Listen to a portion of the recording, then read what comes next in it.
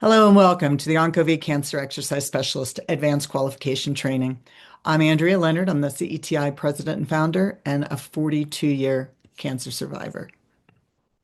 Today is all about the introduction and helping guide you through this intense amount of information. Some of you are cancer patients or survivors yourself. Uh, you may be a yoga instructor, personal trainer, Pilates instructor, doctor, nurse, PT, OT, whatever. Maybe you want to help your clients or your patients. This is a professional credential that you're looking for. Whatever your reason is, I'm really grateful that you're here. We're about 20,000 strong and in 56 countries. I wrote my first book on exercise and cancer I started the journey in 1995. So this has been about 30 years in the making. And I am proud to say that this is the 15th edition of this course. What that means to you is every 2 years, we update the content to reflect the most current evidence-based research available. And we require that you will take a renewal exam every 2 years to make sure that you stay current and that when somebody sees OncoVie Cancer Exercise Specialist, they know that you are at the top of the totem pole as far as credentials. And that's really important to me personally, and I hope it is to you as well. So yes, that means a little extra work for you, but it also carries a whole lot of power behind the name. So I want to let you know you have all of your content at ceti.teachable.com. You've set up your account, you'll log in, and you'll go to your courses. And there you will see module one, module two, three, four. Underneath each, there will be the PDF of the handbook, but you can order the handbooks. You cannot print them from the computer. We have had some copyright issues, and so that is not allowed anymore, but you can go to Teachable and order the four handbooks. Now, when you do that, it's going to say sign up for the course. The course is actually buying the handbooks. So it's a little bit confusing, but if you want, you can just email me at andrea@thecancerspecialist.com and ask for the link and I'll get it taken care of for you. It does take about 2 weeks to get the books. They are printed on demand. They are 500 plus pages, full color. It's really nice. I know personally, I like to have a book to highlight. I'm not much of a Kindle or, iPad person, but whatever works for you will help you to get there.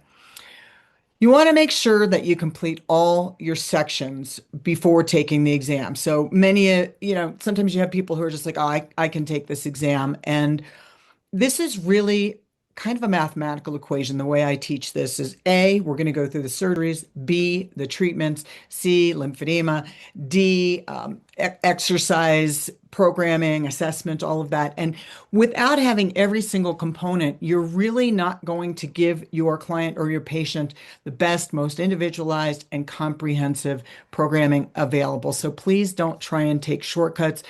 There are other courses out there that will say you're a cancer exercise specialist, cancer exercise trainer, cancer health specialist, whatever, in 4 hours. I can tell you that is impossible. There is so much information, even as I work to update the books every 2 years.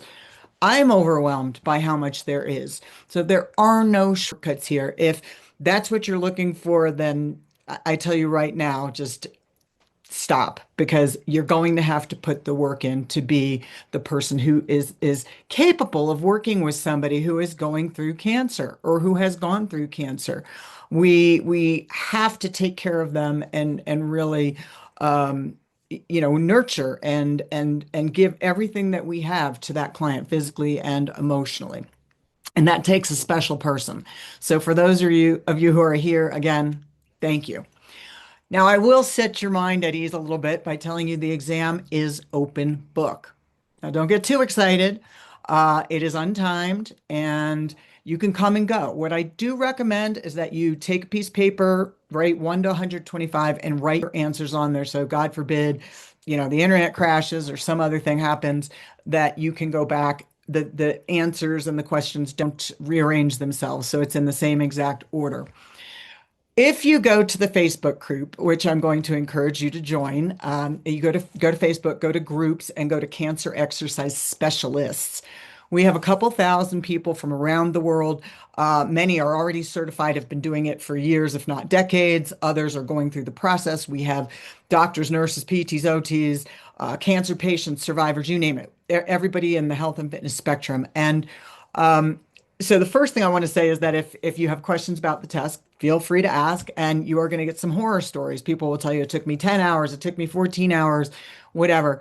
Yeah, it might. And that depends on how well you retain the information. It also depends on your initial knowledge on anatomy and physiology as well as biomechanics.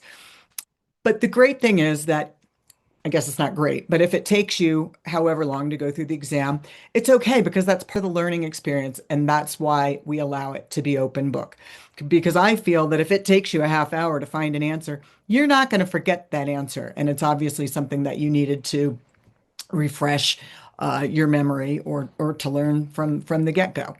The other part of the Facebook group is that I'm in Colorado in the US, so I'm on mountain time. And let's say you're in London and you are working with a client at 8 a.m. tomorrow morning, and oh my God, you have this burning question and you don't know what to do. You can reach out in this Facebook group, and someone somewhere will probably be awake and be responsive to your question. Now, obviously, there's no guarantees, but it's like the family, and everybody really works together to help one another.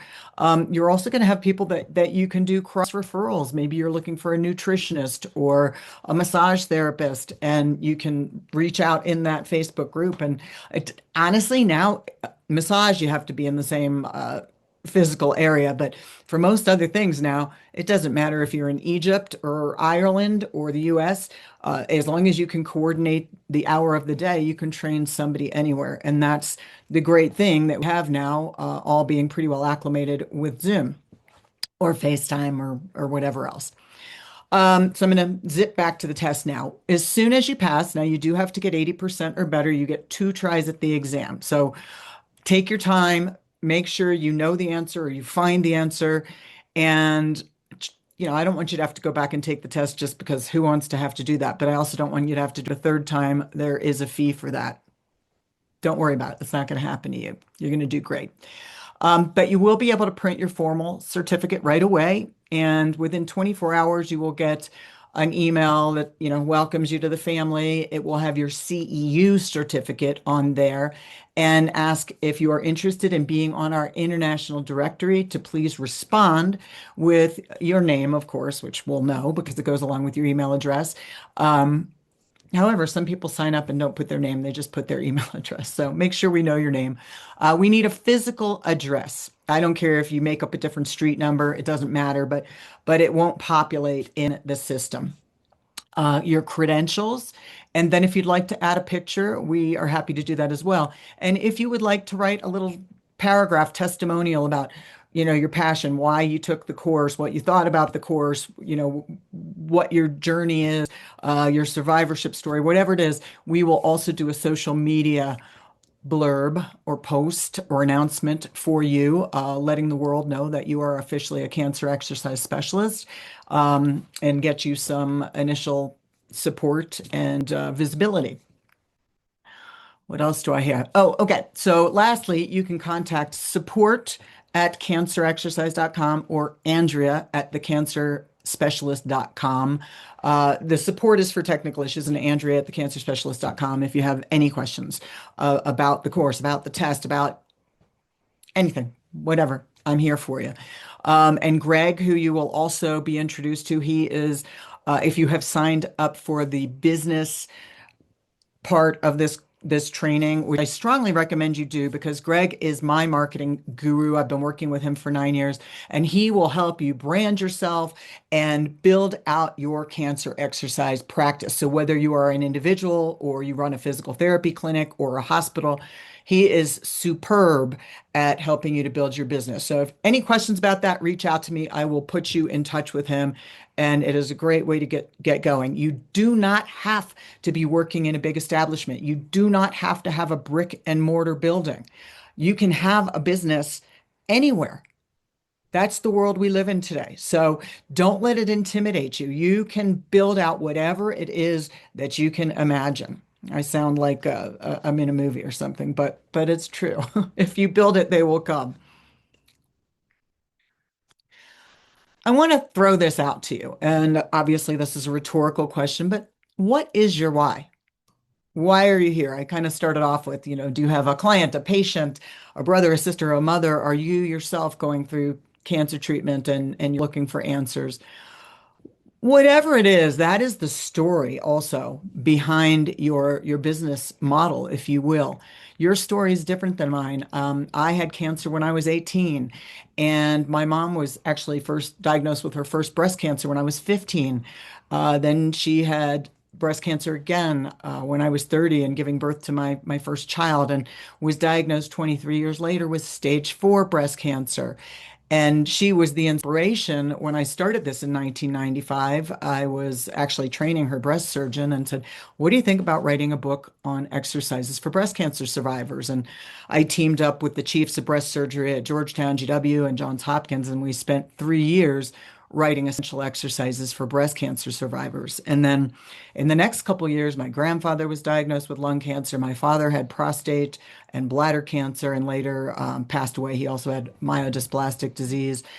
And I said, you know what? Breast cancer is huge. Obviously, I mean, pretty much everybody knows somebody who has breast cancer, but there are so many other cancers out there and so many people who need help that um, I wanted to create something even bigger. And so in 2004, I started the Cancer Exercise Training Institute. And, I look back to my humble beginnings. I had a 40-page spiral bound book that I would provide everybody with. I traveled around the country with a dry erase board, and some of you may remember that.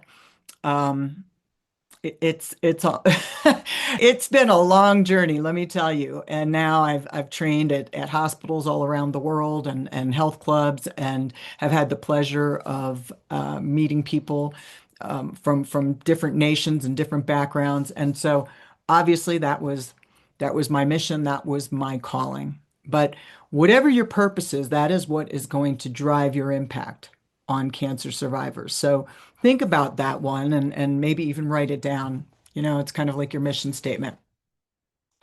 All right, we're going to jump into this. And this is what I call kind of the cancer continuum, if you will. We start off with prevention. Now, you might say to yourself, well, so and so's already got cancer. Well, yes, indeed.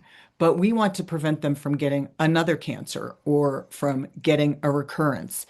And so, in your materials, we are going to talk about alternative medicine, culinary medicine. We're going to talk about nutrition. We are going to talk about mental health. All of these things, even sleep, all of these things play a role in our well-being and our overall wellness. And so the more that you can educate your friends, your family, yourself, and obviously your clients or your patients, the more we can help them all around to live a better, healthy life. And I will tell you this, when I started this, the internet had just gotten going. I mean, I was just barely learned how to use a computer in the mid 90s. And now there are hundreds, if not thousands, of trials that have proven without a doubt the correlation between exercise and cancer prevention and exercise and cancer recovery. So if we take two identical twins, they both have prostate cancer, they both are the same height, the same weight, but this one doesn't exercise and this one does. Everything else is the same. The one that exercises is more than likely, based on scientific evidence and research, going to outlive their twin. And it's definitely related to certain types of cancer more than others, but nonetheless, all of the benefits of exercise also help prevent the comorbidities like heart disease and diabetes, osteoporosis, which can all be side effects of cancer treatment. So we'll learn more about that as we go along. And then prehab, and this is a really short window of opportunity. Let's say you're working with a client and they get diagnosed with cancer and they come to you and say, you know, Jim, I just got diagnosed with breast cancer. I'm going to have a mastectomy in a month. I'm going to have a tram reconstruction. Then, Jim, you're going to look in your handbook and you're going to look up tram reconstruction, you're going to look up mastectomy, you're going to see what physical side effects, range of motion, abdominal strength, and core compromise, muscle imbalances, and you for the next couple of weeks can help your client to prepare for that surgery. Now, are you going to, make huge strides? Probably not, but we can at least, establish some sort of physical strength and get them ready so that as soon as their doctor gives them medical clearance after their surgery or at whatever point during treatment, then you can continue on. And something to think about is if you are working with a client who is very physically fit, an athlete or professional athlete, college, collegiate athlete, just somebody who works out all the time, they are going to have probably a pretty dramatic decline in performance and energy. Whereas if you take somebody who is sedentary to begin with, they have nowhere to go but up. They've been doing nothing. So it can be very frustrating for the person who is physically fit to begin with. And so you're dealing with some emotional issues as well. And this is where you put your coach hat on. And if you guys don't have any coaching experience, which is not the same as being a personal trainer or a cheerleader, we actually have a course on coaching for the cancer patient. So you can reach out and ask about that if you're interested, because that takes it to a whole other dimension. Instead of us dictating what our clients are doing, which is fine, there's nothing wrong with that. We are helping them to figure out their own solutions. Now, obviously, that's not about choosing which exercises, but that's about motivation. That's about what inspires them, what's going to keep them going forward at times where they don't feel like doing it anymore. Um, so again, prehab's a really, really small window of opportunity, but nonetheless, it's important. Now, during treatment, studies have shown over and over again that it minimizes treatment side effects. The number one side effect being fatigue. Fatigue is like nothing that we've experienced. I don't care if you've been up all night, you're on a binge or in college and you're, at your 8 a.m. class and you can barely keep your eyes open, or if you've worked a double. It doesn't compare to that. This is fatigue unlike anything most of us have ever experienced. However, there is a direct correlation with exercise done at the right, I'm going to call it equation, okay? Because if you do too much, then that can put them even further back, and too little isn't going to do much of anything. So you've got to understand, and I'm going to take you step by step through this process of how to determine exactly what level somebody should be working out at. We have things like with chemotherapy, muscle wasting or cancer cachexia, pardon me. It looks like cachexia when you read it. So some of these terms, you're good luck on pronouncing them. I've been doing this for 30 years and still get tongue-tied sometimes. But anyway, in terms of building lean muscle, and osteoporosis can also be a side effect of hormonal therapy and chemotherapy. There are so many. It's not just what are the immediate side effects like vomiting, diarrhea, nausea, fatigue. It's the long-term side effects. So we will go through all of those in detail, but I want to build,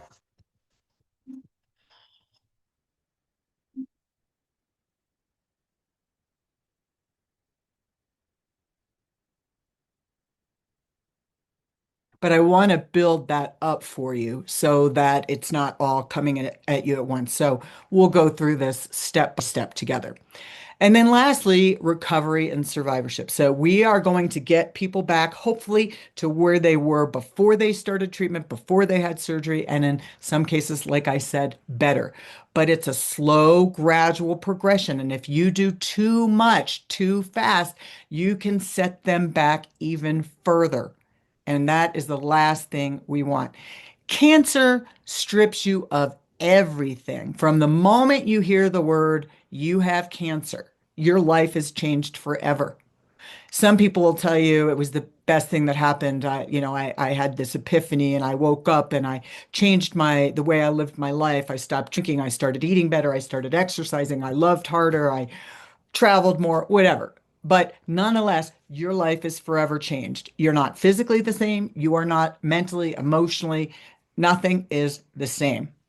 So what we are able to do as OncoVie cancer exercise specialists is to give some level of control back to people at a time where they feel they have no control. Your body is failing you.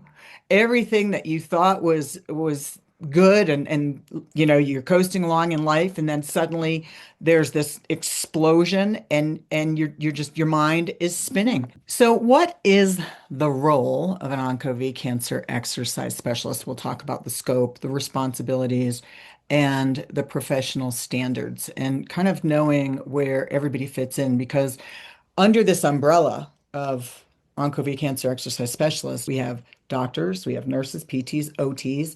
Um, these are all in the medical level. Then beneath that, and it's not to say one's better than the other, it's just the chain of command.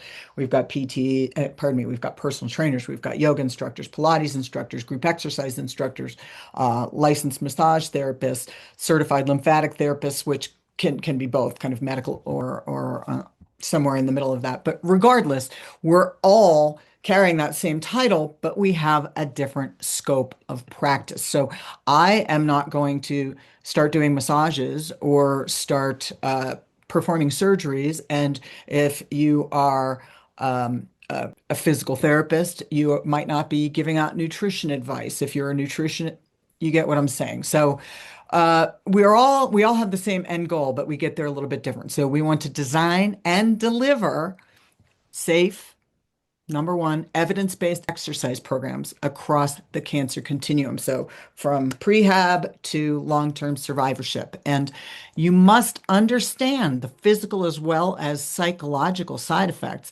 of all major cancer treatments. And as I am seeing, as I've been spent the last couple months doing these updates with 2025 and 2026 research, it is dumbfounding how quickly the oncology world changes, and we have more treatments that are either in trial phase or have been, brought into mainstream, which is fantastic. But that's just more for us to learn and stay on top of. We need to adapt the program based on the treatment type, where they're at in treatment, and what their individual needs are. Because, like I said, where were they when they started? Were they fit? What was their age, their nutrition, their overall health, their comorbidities, all of this has to be considered. And we don't go it alone. We do this as a team. So, my background is a personal trainer, and I have a master's in functional nutrition. So that's the scope that I stay in. I am going to collaborate with the oncologists and the physical therapists, as well as other members of their care team. And if I do an initial assessment on a client and I feel that their range of motion is well below norm, then I will refer them to a physical therapist who can use different modalities than I can. And we'll work together so that I continue working with them on the other things that they need, and the PT can work with them on getting their range of motion back, and then turn them over to me when they, insurance stops paying for it or whatever. Because that's the thing, unfortunately, at least in the United States, insurance companies are only going to pay for you to get about 75% of normal. I know in Canada, as far as I know, you can keep working with a physio indefinitely, which would be amazing. I can't tell you what it's like in every single country, but nonetheless, we all work together for the greater good of the client, and, going back to first do no harm. We want to screen our clients for contraindications as well as any other adverse symptoms before every session. So it might be like, hey, how did you feel after your last session? Was your energy level better, or were you more fatigued? If they say they were more fatigued, right away, you and they did too much. So you want to dial it back down. Did you have any swelling in the affected limb if they're at risk for lymphedema? Did you have, above normal or above average pain or discomfort, beyond normal muscle soreness? All of those things. If they're diabetic, you want to check in with their blood sugar levels. Just kind of have that little checklist there when you see your client.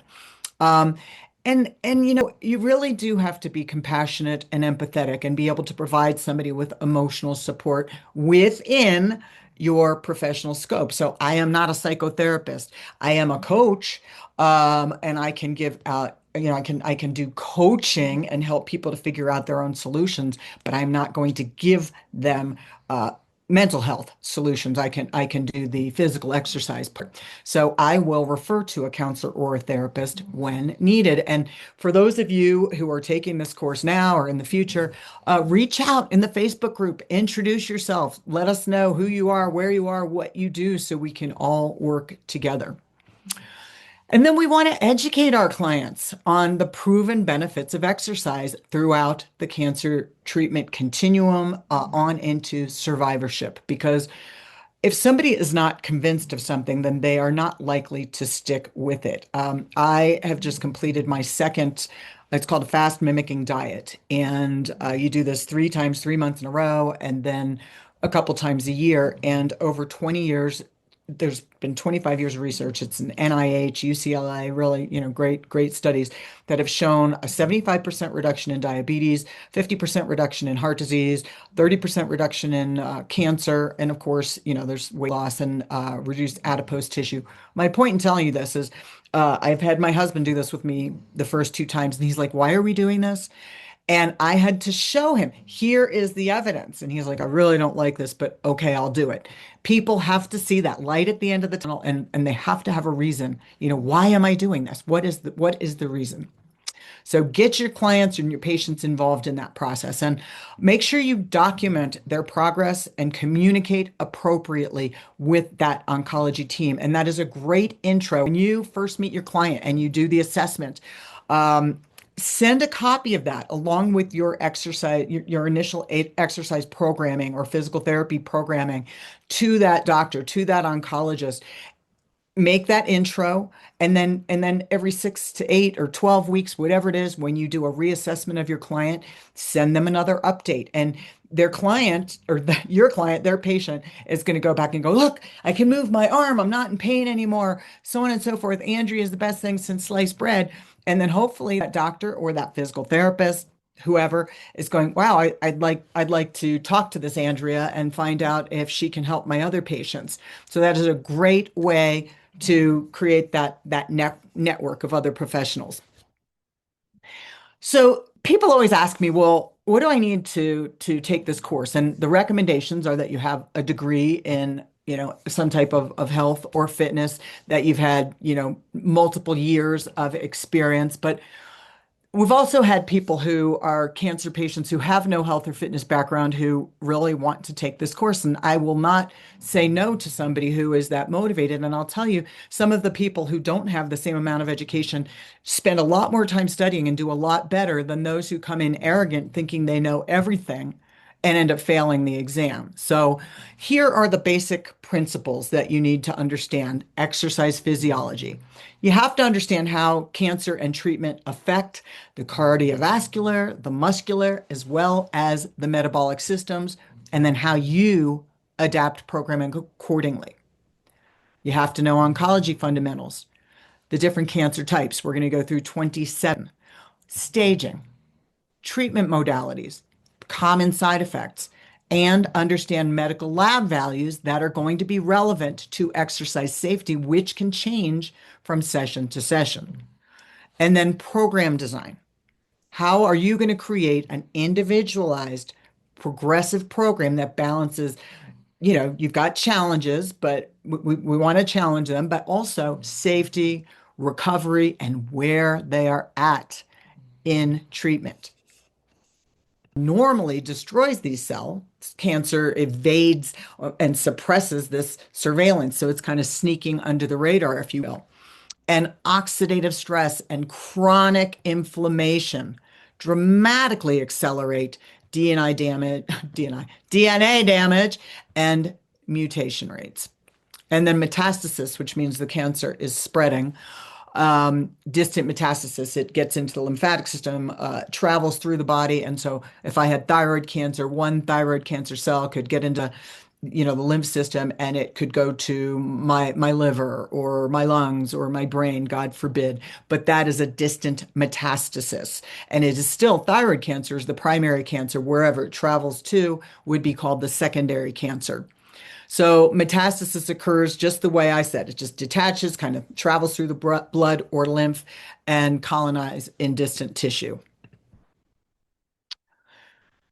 Think about your lifestyle factors and the chemicals that you encounter on a day-to-day basis. So you use that toothpaste that has fluoride in it.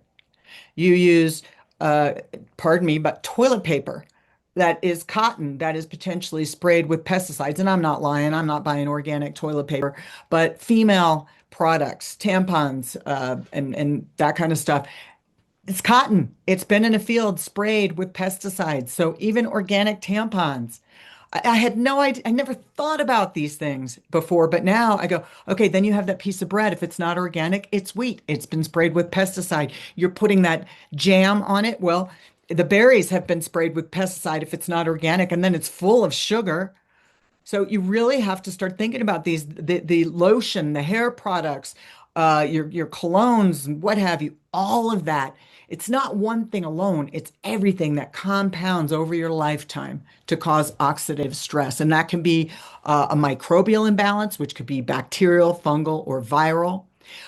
Think about the preservatives. So, you're eating a bar and look at all of the things on the wrapper that you don't even know what the heck they are. I mean, the more of them there are, the worse it is for you. So, you want to try and find something that has three ingredients or less. And I'm not saying I'm perfect. I am not. But when I am coaching a client, what I want to do is I want to lay out all of these areas for improvement and say, what can you commit to this week? That you can commit to doing. And even with exercise, I'm not going to tell them that they have to do cardio 5 times a week. I'm going to ask realistically, what can you commit to? Because that's what's going to set them up for success. So if they say, well, I've got this on Monday and Wednesday and Friday, I've got a PTA meeting. Okay, I can commit to a half hour Tuesday and Thursday. And I will say, all right, so you are telling me that you are going to commit to Tuesday and Thursday for a half hour. And we're good with that, right? Okay, so we have this little pact. And then when they come in the next week and they say, Andrea, not only did I do Tuesday and Thursday, I also did Friday. I'm like, that is amazing. That is like bonus points. So do you think you could do Tuesday, Thursday, and Friday this week also? And they're super pumped because you're giving them that praise and then that support. And then they're like, yeah, I can do that. Well, same thing with food. So do you think you can cut your pot of coffee back to half a pot of coffee? Do you think you could cut it back to from 8 cups to 7 cups? Go with baby steps. It doesn't have to be huge. The bigger the goal, the harder it is to achieve, and you're setting yourself or your client up for failure. So stay away as much as possible from preservatives and additives. We know all this stuff, but we do it anyway. And especially in America, my God, I've seen all the comparisons to different countries, and we are definitely, unfortunately, one of the unhealthiest nations. And our standards for a lot of things, although, I think they're hoping to do some improvement, are not real great. Um, Over-the-counter and prescription medications. Well, do you ever think about what they're encasing it in? You know, what else is in there? And so I do try and buy organic vitamins. I mean, prescriptions, I don't have a whole lot of control over. Um, Things that you're exposed to, like heavy metals, formaldehyde releasing preservatives, parabens and contaminants, benzene, ethylene oxide. Who knows what these things are? 1,4-dioxane in beauty products. Now, I have no idea what those things are, but I just know that if I see them on the label, I want to avoid it. So, lotions, I look now and look for paraben free. Um, Wine, okay? I like wine. Wine and coffee have some of the highest contaminants as far as pesticides. So even if I want to have a Malbec, I'll get an Argentinian Malbec because they use fewer pesticides, or buy low sugar and organic wines, which are going to be better. We will get into alcohol and cancer as well. And just to give you an example, for women, I think we're allowed. I mean, basically, no alcohol is good alcohol, but 2 5-ounce drinks a week before it starts to become exponentially increasing as far as the risk goes for breast cancer because it has to do with estrogen. And so if your estrogen receptors and you may not know what I'm talking about yet because we haven't gotten into this yet, but for a woman who has estrogen receptor positive breast cancer, that means her cancer grows in the presence of estrogen. So if you have a phytoestrogen or estrogen from a product, whether it be alcohol or they used to say soy, now they don't say that anymore, that can also contribute to the growth of cancer cells. I was just reading, or I saw something on social media, and I think it was about these formaldehyde releasing preservatives that soda water, like, we all love the bubbly waters now with the flavors. And I guess it honestly isn't just that, it's anything in a can that these cans that they're stored in are also, have this chemical process that can lead to cancer. So, I mean, God help us, if something doesn't get us. So you have to just pick and choose your battles and what you absolutely have to have and what you can live without. Plastics and chemical cleaning supplies. So my son says to me, Mom, why are you using Pine Sol? The dogs lick the floor, or they walk on the floor and they lick their paws. And I never thought about it before. The dogs are running around on the golf course. What's in the grass? Pesticides. Why do you think dogs are getting cancer now? It's exhausting because you have to think of everything. So I've switched over to different cleaning products that are natural, using vinegar or lemon or orange, whatever they use with them. Do your research or reach out to me if you want some recommendations. Plastics, you've got BPA's. So years ago, I stopped putting saran wrap on things. I do still use baggies here and there because the reusable ones are kind of a pain in the butt to clean. But even minimizing it is helpful. I got rid of all my plastic Tupperware containers and swapped them out for glass. So you can go to Costco, buy a big box of them, glass. They have plastic containers, but as long as the plastic isn't touching your food, because your food, your water, every time you drink water out of a plastic bottle, it is seeping those chemicals into the drink. So I have seen, in fact, I was in New Zealand a couple of years ago, and I noticed they had glass water bottles, which was pretty cool. Glass milk bottles, and think about going back to like the 1950s. The milkman used to drop off bottles of milk in glass. Chlorinated water exposure. So last night, my husband and I were sitting in the hot tub. I know I have a story for everything. And you could just smell this actually isn't chlorine. And yeah, I guess it is the same. Because you've got all of the bleach products and everything that are in the hot tub or in the swimming pool. And I'm like, we are literally just sitting in poison.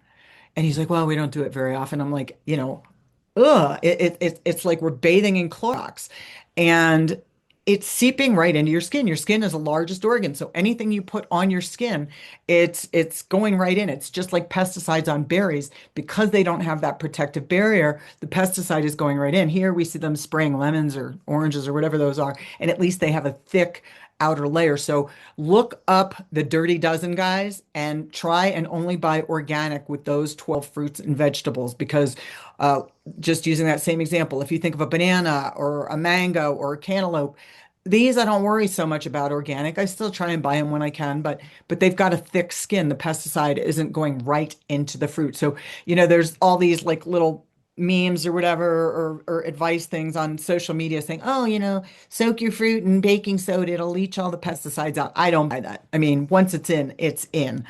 So just better to be safe than sorry. And I've kind of already gone down the alcohol road. So no alcohol is good. It is a carcinogen. And I think just as recent as last year, late last year, they came out with an even newer study saying alcohol is just bad. There is no safe amount of alcohol. Already touched on the pesticide, and then lastly, radiation exposure and chronic psychological stress. So, every time you go to get X-rays or a CT scan, or if you're a frequent flyer and you're up in the air, there's higher amounts of radiation there. But I always make them give me the lead vest, even if they're like, oh, there's hardly any radiation. I don't care. Give it to me. They think that's how I got thyroid cancer way back in the day. And this year I've had so many x-rays and I had to have a CT scan and I'm like, oh my God, no more. I'm probably glowing. And it does concern me because I know that it is legit. And Psychological stress, I can't tell you how many people that I have worked with that have said that they got cancer following a divorce or bankruptcy or a death in the family or some major event.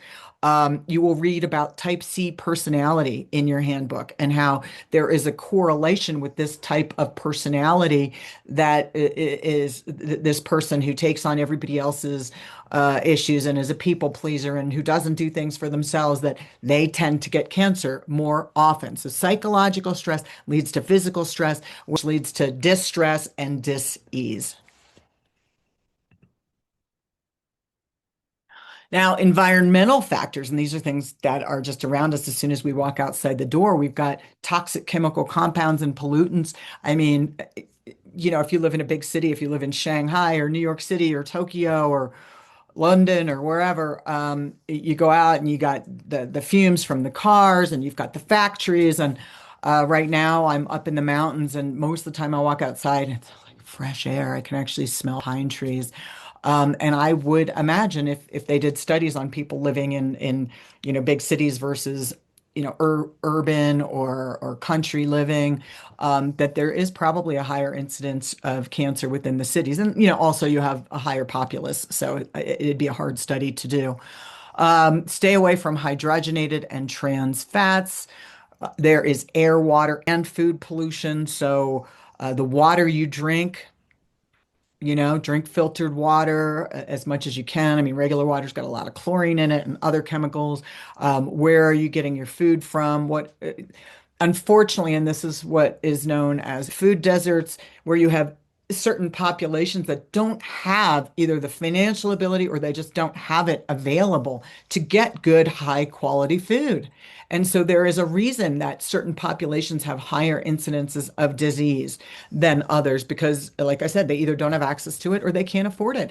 I mean, try feeding a family of four, 3 round meals a day, buying the food at Whole Foods and buying everything organic. I mean, you've got to be making a lot of money. And most people can't do it. So even if you pick like the dirty dozen and start with that, start somewhere. You know, get rid of your Tupperware and get glass containers. Stop putting a saran wrap around your food and microwaving it because that plastic is just going right into your food. It's leaching right into it. Um, Oils that are heated at a very high temperature can become carcinogenic. So olive oil, for example, olives and olive oil are a major part of the Mediterranean diet, which is by far one of the healthiest ways to eat. I recommend that over most diet types. However, if you heat olive oil over 375 degrees Fahrenheit, it can take on different properties. So you want to cook at a lower temperature or use your olive oil in your cold salads and that type of thing. Cigarette smoking, direct or secondhand, no bueno, no good. I see kids smoking now, and I'm like, why? I mean, it tells you right on the label, basically, short of saying you're gonna get cancer, you're gonna die.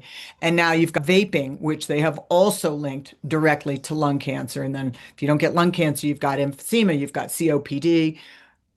And then if you chew, you're gonna get mouth cancer, jaw cancer, tongue cancer. It's all bad. It's all bad. But this is where education comes in. So if you have the opportunity to tell somebody and share this with them, maybe they'll listen, maybe they won't, but you can at least try. Dehydration. Make sure that your clients, that your family, whoever, everybody's drinking water and good water, quality water, not in plastic. So even when you have a water delivery, they're storing it in these big plastic containers. Better off get a good filtration system. Stay away from excess sugar and animal protein. And again, with animal protein, I do eat meat. I am unable to be a vegan. I don't like the fact that I eat meat, but I would starve to death otherwise. But I try and, at least buy organic, grass-fed, and keep my intake down, especially of red meat. And then if you look at the research and you go to like NIH or the National Cancer Institutes, they say that sugar does not cause cancer. So there is not a direct here to here where you have sugar, you will get cancer. But sugar does cause the pancreas to produce more insulin. It's a hormonal thing, and it can lead to diabetes and it can lead to obesity, which then increases your risk of cancer. So it's kind of compounded. God knows I love sugar. I have a sweet tooth like no other. But I've tried to come up with different things like I'll buy Cocoa Whip, which is whipped cream from coconuts. So it's non-dairy. I don't do well with dairy. Yes, it has sugar in it, but I don't use a lot, and I'll have that with fresh berries. There's no perfect solution, but now there are so many bakeries and things that are like gluten-free, dairy-free, sugar-free, this, that, the other. If you have to have a little sweet, even try some like dark, really good quality dark chocolate and having a nice square of that to satisfy that sweet tooth craving. And then you get the benefits of pure cocoa. And then lastly, geophysical stress, like living near power lines or waste sites. If you haven't heard of Aaron Brockovich, or I think there was another movie called Black or Muddy Water, something like that, where you have pockets of communities that all get a certain type of cancer because they are exposed to a certain toxin. And there's something very true and very legitimate with that. And living near power lines, if you ever look at like the same house on this side of the street, not near power lines, and the same house on the street under the power lines, that house is probably going to go for a lower dollar amount than the other one because most people don't want to live under a power line for that reason. So we've got infection and chronic irritation, got inflammation. So we combine these all becomes part of this whole oxidative stress, and that can lead to cancer. So we reduce infections, we reduce chronic irritation, chronic inflammation. I can tell you, I went last week to my mother's all week. I just didn't care. I mean, I had key lime pie, I had crab cakes, I had chocolate, I had ice cream. I did everything that I wouldn't do normally just for health reasons, but the dairy and the gluten kill me. I have such an inflammatory response. Like literally, I couldn't move my ring around my finger. My bones hurt. And just after doing that and then doing that fast for a couple of days, all my inflammation is gone. It really is, it's miraculous. And something so simple can change somebody's life and minimize their pain. So think about lifestyle changes that we can help our clients with that will help to reduce their risk of cancer. Working on their physical and their body composition, recommendations are 150 minutes low to moderate intensity or 75 minutes high intensity aerobic exercise a week. Now, it doesn't have to be all at once. It doesn't have to be 5 days of 30 minutes or break it down. And when you're working with people who are going through treatment, no, they're not going to do a half hour. So I'll tell people, I don't care if you walk the stairs at the top of each hour or if you, march in place for a minute once an hour, or you do 5 minutes or 10 minutes, it will all add up. If you make it unrealistic and unachievable, they will fail and or they're going to be so fatigued that it's going to set them back even further. Our goal is going to be 2 to 3 resistance training sessions a week. And now remember, this is for healthy people, but I'm also kind of, making it in the cancer population as well. So everybody should be doing this. But when we're working with somebody who's going through treatment, we've got to manage that. And, it might be a 10-minute session, 20-minute session. Most people are not doing an hour. We want people to achieve a healthy body weight and a BMI of 18.5 to 24.9. When you are working with clients who are on hormonal treatment, they tend to gain body fat, and it is very difficult to lose. So we'll talk more about that as well. And so that's kind of a double-edged sword also because that increases their risk for comorbidities and future cancers. We want to have a diet that's rich in organic, pesticide-free vegetables, fruits, and whole grains. Limit red and processed meats and refined sugar. So we're just kind of reiterating what we just went through. Limit alcohol and avoid tobacco products in every form. And then, look, I grew up in the 80s. I baked with Hawaiian Tropic 2, and that was like too much protection. We go to tanning beds. I'd go to 2 tanning beds a day and then do a face tan, and I am paying the price now. But now I don't walk outside without a mineral-based 50, and I'm doing all kinds of laser stuff to reverse some of the damage. I try when I walk the dogs to go in the evening when it's shady. I love the sun. I ski, I snowboard, I hike, I bike, but I'm just more aware of it. And I try and always go out with a wide brim hat now. So we can do these simple things that make a big difference. Limit environmental toxin and chemical exposure that we just talked about. Manage chronic stress. Try some mindfulness. Sleep hygiene is basically just saying get 8 to 9 quality hours of sleep a night. And I have found that taking magnesium glycinate before bed has tremendously helped with sleeping. And if anybody is perimenopausal or menopausal, talk to your doctor first, but find out about progesterone supplement before bedtime. Stay current with your recommended cancer screenings. I am high risk for breast cancer. I get an MRI and a mammogram every year. I just had a colonoscopy. And then I do what's called pre-nuvo, Prenuvo. It's out of pocket. It is expensive, but it is a full body MRI that I will do once a year or every other year because I'm nuts and I am a bit of a hypochondriac and preventative when it comes to cancer, but I'd rather find it early. So if that's what it takes to give me peace of mind, then I am good with that. Um, know your family history. So consider genetic counseling. If, in my case, my mom's had breast cancer 3 times. Her brother has prostate cancer. My dad had prostate cancer. All 3 of his brothers had prostate cancer. I've had all this genetic screening done. I don't have any of the normal genes that, go along with it. But because I've got 24, like, aunts, uncles, grandparents, parents, cousins who've had cancer, I'm in the high risk group. And it's really important to maintain strong social connections, community support. And I see this with my mother, who is 87. She's living alone, although I'm trying to get her to come out and live near me. Really struggles with depression and loneliness. And I see her health declining rapidly as a result of that. So really important for people to stay involved and feel like they matter, that they belong to something. All right, let's talk a little bit about grading and staging of tumors. So how is cancer classified and what does that mean to your client? And therefore, what does that mean to you? So what I want you to think about when I'm talking about this is not so much like, oh my God, this person's only got 5 years left to live, but what is going through their mind and how that must affect them. When your client tells you they have prostate cancer, you don't need to know what stage it is. It is of no importance to you as far as exercise programming goes. For me, that would just be morbid curiosity. So if they offer it up, great. But I try not to go down that rabbit hole because if I have a client who comes to me and says, I have stage 4 cancer, like an average person might go, oh my God, I'm so sorry. That must just be awful. How do you read the section on what to say to somebody who's been diagnosed with cancer because you really have to think about what you say. And so do we as cancer exercise specialists. So if somebody says that to me, I'm like, you know what? I'm here for you. We're going to do everything we can to make you the strongest version of you that there is. And I don't go into the negative. That is where the social workers, the psychotherapists, and the professionals, they work on that. But I don't know how to handle it. I'm not going to lie.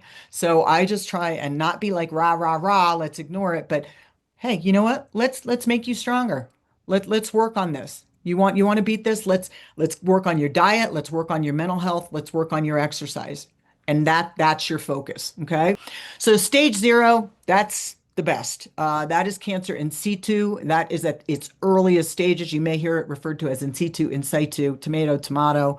Abnormal cells are present. So when it's looked at under a microscope, you can tell they're not perfect, healthy cells, but they have not invaded the tissue. So it's very curable with a local excision. And that might even be like an in and out procedure. It might not require hospital stay at all. Stage 1 is still localized. It's confined to the organ of origin, so it has not spread outside of that area. Still a very high cure rate. Surgery is often curative without treatment. So stage 0, stage 1, that's what you would hope for if you had to have cancer. Stage 2, it's called locally advanced. So it's larger, but it's still within a limited regional area. And in this case, now we're looking at multimodal treatment. So now we're doing surgery, chemo, radiation, whatever is appropriate for that type of cancer. Stage 3, the regional spread is a little further, and now it's usually into the lymph nodes or nearby structures. It is aggressive treatment now that is required, and the prognosis depends on the tumor biology. So, look, this is my scope of practice. I am not a doctor. I am not an oncologist. I am not a radiologist. So you don't need to be. This is all you need to know as a cancer exercise specialist is just general understanding of this. This, again, you are not going to be quizzed on.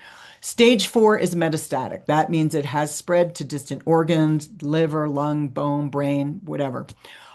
In most cases, it is incurable. So my mother has metastatic breast cancer. There is no cure, but she has been living with it for 7.5 years, and the treatment is working really well. So the focus is on disease control and quality of life.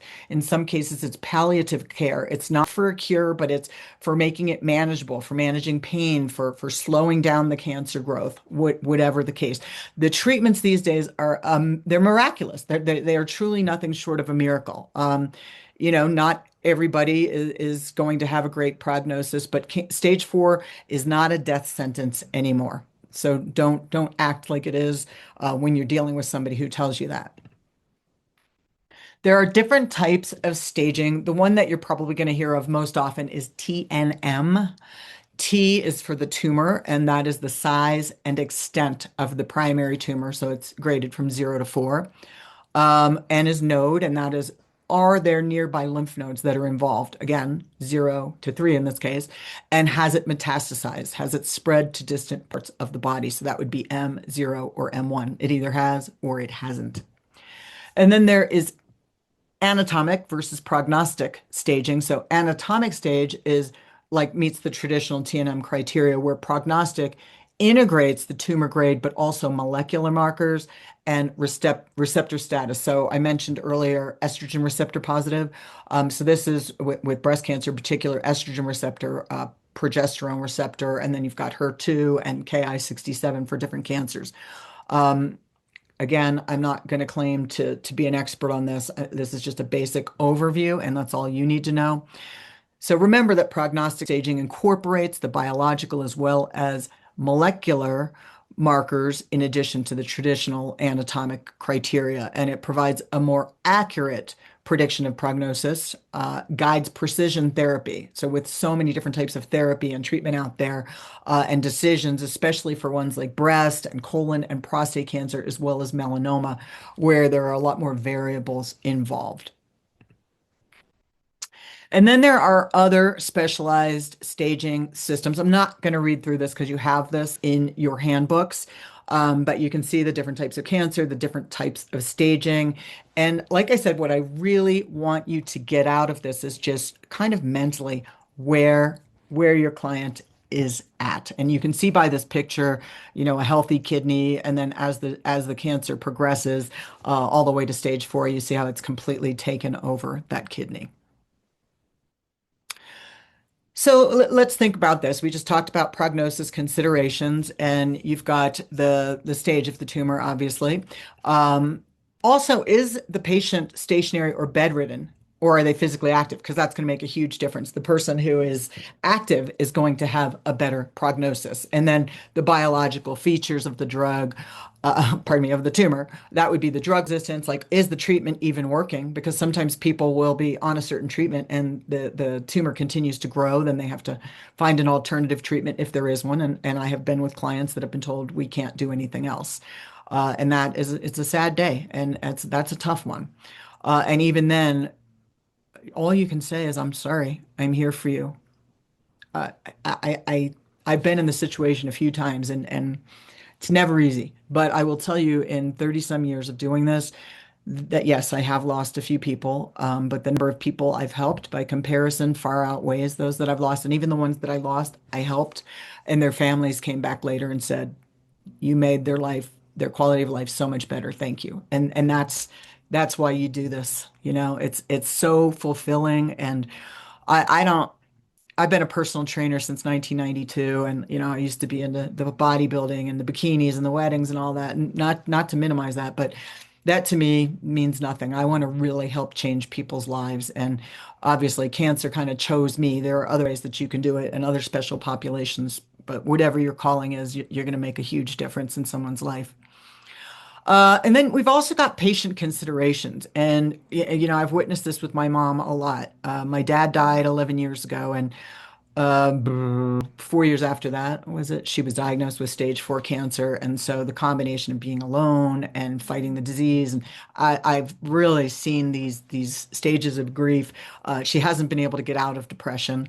Um, I can't tell you exactly where she is with the other ones, but I don't know that she's worked through those all. And maybe people never do, but there are certainly some people who accept it and they're like, you know what, this is how much time I've got left in this lifetime. I'm going to live it to the fullest. And then you have other people, which I've seen with my mom, who is kind of always got the black cloud over her head, which is unfortunate because she's wasting precious moments. But everybody's got their own journey. In some cases, people are going to be end of life planning, and I think that's also where my mom's at right now. And it's a very hard reality that the journey's coming to an end, and it's hard for me witnessing it because it's quite heartbreaking. And that is not necessarily because of the cancer. I mean, she's 87, and so I just think different people have a different way of handling things, and how your client handles this, how your patient handles this is going to impact their overall health and well-being, and different life choices. Do they have family support? Do they have a job that they're going to and that brings meaning to their life? How are they set financially, and are they able to do their activities of daily living? All of these things are going to add to that overall picture. And so you're going to have to kind of consider all of these in what you're going to focus on with your client and what's important to them. So we're going to stop right here, and then your next lesson will begin with cancer types and procedures. Remember, guys, you can reach out to me anytime with questions at Andrea@thecancerspecialist.com, and I am happy to help you out. I want this to be a really wonderful learning experience. It is a lot of material to cover. Take it at, some of you have 6 months to complete it. Some of you have a year. Depends on, if you're in an everything package or if you're just doing the cancer exercise specialist. But if you need extra time, look, life happens, time gets away, illnesses, work, whatever. We understand, and just keep in contact and let us know. Hey, I need a couple more months. Is that okay? And we'll make it happen. But otherwise, you have 6 months to complete the course. And you want to make sure that you do so within that time frame. Okay. All right. Look forward to our next lesson with you guys, and we'll see you next time.